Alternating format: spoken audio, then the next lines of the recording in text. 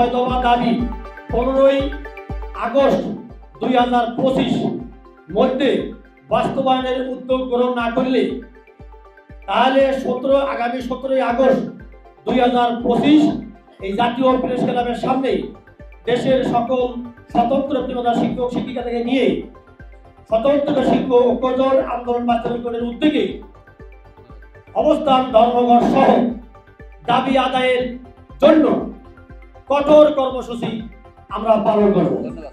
সবাইকে ধন্যবাদ। মূলে না গিয়ে শিক্ষা মন্ত্রণালয় এমপিওর যে পর্যায়ে নিয়ে গেছে বা যাচ্ছেন, এই জন্য আমরা আজকে এই সাংবাদিক ভাইরা আপনাদের মাধ্যমে আমরা সরকারকে জানিয়ে দিতে চাই 2025-2026 অর্থ বছরে জাতীয় বাজেটে স্বতন্ত্র ইবতেদায়ী মাদ্রাসা ও স্বতন্ত্র ইবতেদায়ী মাদ্রাসা শিক্ষার্থীদের জন্য বৃত্তি ও বৃত্তিহীন সহ 728 কোটি টাকা বরাদ্দের প্রস্তাব রাখা হয়েছে। এই 728 কোটি টাকা প্রস্তাবের মধ্য দিয়ে অথবা অর্থ বরাদ্দ সংযোজন বিয়োজন হতে পারে। এই বরাদ্দ রাখার জন্য বর্তমান অন্তর্বর্তীকালীন সরকারের প্রধান উপদেষ্টা সহ উপদেষ্টা পরিষদের সদস্যবৃন্দ, শিক্ষা মন্ত্রণালয়ের শিক্ষা উপদেষ্টা সচিব সহ সংশ্লিষ্ট সকলকে পক্ষের পক্ষ থেকে অভিনন্দন ধন্যবাদ জানাচ্ছি।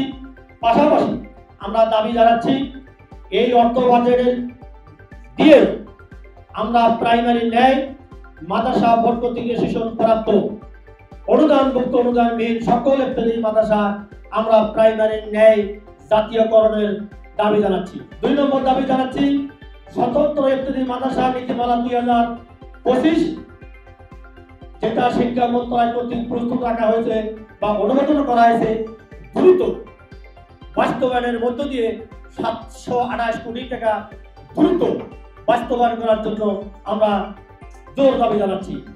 3, স্বীকৃতিপ্রাপ্ত বোর্ডবিহীন ইবতেদায়ী মাদ্রাসা তাদেরকে মাদ্রাসা শিক্ষা মন্ত্রণালয়ের নির্দেশে মাদ্রাসা বোর্ড কর্তৃক আমরা কোড নম্বরের অন্তর্ভুক্ত করার জন্য জোর দাবি জানাচ্ছি।